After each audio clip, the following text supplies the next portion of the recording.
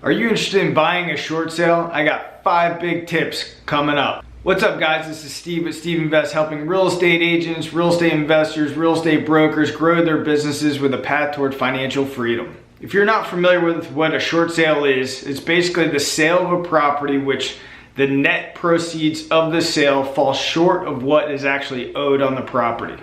Now, it's up to the bank and to their discretion if they're gonna allow a short sale. Now let's jump into the 5 big tips that you're gonna wanna know if you're gonna be buying a short sale property. Number 1, and probably one of the biggest, is there is no guarantee. There is no guarantee that you're gonna be entitled to buying that short sale property, even with a fully executed contract between you and the seller. Unlike a traditional sale, the seller's lender does not have to allow and approve the short sale to happen.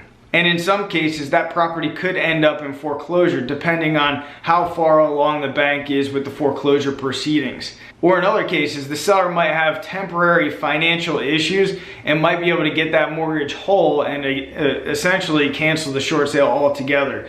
And in most cases, the seller does have an out if that were the case. Number 2 is you're gonna wanna know the status of the short sale. This is where if you are working with your real estate agent, your real estate professional, they should be familiar with the short sale process, hopefully that they are, and they're gonna wanna know the status of the short sale. So that's contacting the listing agent, and hopefully the listing agent has some experience in dealing with short sales. So you're gonna wanna contact that listing agent and find out exactly where they're at with the short sale process. Find out if they have completed a short sale package for the bank and all that intel and information is ready to be submitted to the bank with an offer. Also find out where they're at with foreclosure proceedings. Has there been a lis pendens filed? And ultimately, is there a final order for foreclosure? And if there is, has the seller retained an attorney to basically delay that in order for the short sale to proceed? Number 3 is time frame. You gotta understand, short sales are not like a traditional sale. It could take 4 to 6 months. Sometimes it could happen sooner. Sometimes it could happen much later. I've had certain short sale listings go as long as a year, even 16, 18 months. So if you're a real estate agent working with a buyer, you're gonna wanna make sure that that buyer is prepared to wait for the long term. Also, if you're a buyer, you're gonna really want to find out about opportunity costs. Yes, in most cases, you can get the short sale slightly discounted, sometimes 8 to 10%. You do wanna make the buyer aware that there is going to be a 4 to 6 month period, and there could be certain missed opportunities out there with other properties that come on market. Now, if this short sale is a property that is kind of rare and there's not a whole lot of properties that come to market in a certain neighborhood or whatever the case is, then yes, this might be the ideal scenario. Number 4 is escrow. So most listing agents as well as sellers of the short sale want to ensure that the buyer is serious, and in most cases you're going to have to submit an escrow deposit along with the contract. My suggestion to you as a buyer is try to get away with as little money down as possible to secure that property for escrow, and then in the contract put maybe a second deposit after the short sale has been approved and you have it in writing that you guys are proceeding toward a successful closing, and then you go ahead and submit that second deposit. And number 5, price.